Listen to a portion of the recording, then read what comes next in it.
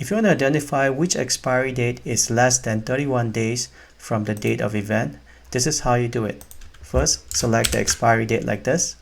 Make sure you're on Home, Style, Conditional Formatting, New Rules. In here, you're going to select Use Formula, and the formula you'll be using is this one here.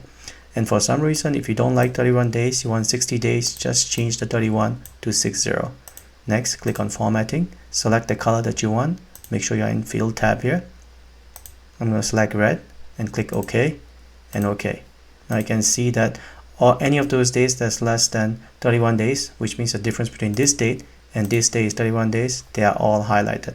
And for some reason, if I change it to June 6, the highlight is gone. What I'll do is undo everything. A more practical approach to do this would be to highlight the whole row so it is obvious. So the way to do it will be to highlight like that everything that you want to change color or apply conditional formatting to. Home, Style, Conditional Formatting, New Rule.